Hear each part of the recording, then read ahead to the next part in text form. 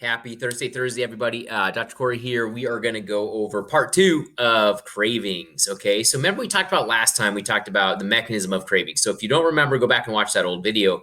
But it's basically, it kind of led us on a path to get to the point where we start understanding like where liver plays in. Okay. So if you remember on the last one, liver starts to release glycogen, okay, in the form of glucose. So in the form of sugar under stress. Okay. So what happens with these high stress individuals is they have a stressful day or stressful moments or whatever it is, and you get that squeeze or that influx of cortisol, okay, via the adrenal glands on that stressful event. Okay, so you have a stressful day at work, boom, adrenals kick out cortisol, and cortisol triggers your liver to say, hey, we need sugar. Okay, we got a stressful event, we need sugar. Liver says, okay, here you go. Boom, kicks it out. Now you have you look at the picture here that I have, you look at that blood glucose level, and it increases, right? So you get this big spike of blood glucose. All right, so that gets people up, and it's when it comes on the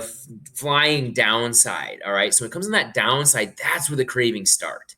Okay, it's down at that bottom low area where they get that massive craving. Okay, and the more stress the individual gets, the more this happens. Okay, the bigger the amplitude of that spike gets. It's highs and lows and highs and lows, and the minute that low hits, boom, you're craving. Okay, and they could eat like 10 pounds of spinach or whatever it is on a more like low glycemic aspect of things, but that low glycemic won't get them up fast enough. Okay, it won't get that reset fast enough. So then they sit there and they're like, okay, I need something else. I'm going to top it off with the cookie.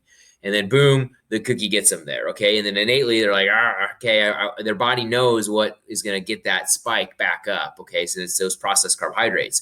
So they get on that path. And even when we coach nutrition, a lot of times my real adrenal based individuals will be like, oh my gosh, I feel like I'm starving. So we'll have to help them through that. Okay. Because we understand what we're fighting. And once we kind of explain and teach, and we can bring in some little hacks to help them, get this neutralized, so it's not so highs and lows.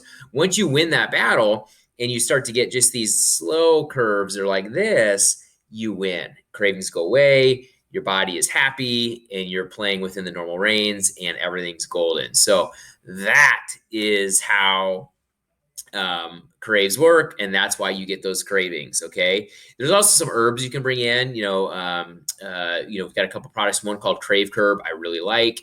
That kind of helps normalize those highs and lows for a stressed individual. It's going to help going actually on the brain side of things to help kind of reset that. But that's a good recommendation. It's not going to cut the craving at the time of the low, but over time, as you stay consistent with that product, that will help. So that is cravings. Hope you learned something. And when someone's hangry or starving, at least let them know what they're dealing with. All right. Be great. Have a good Thursday. Enjoy the weekend.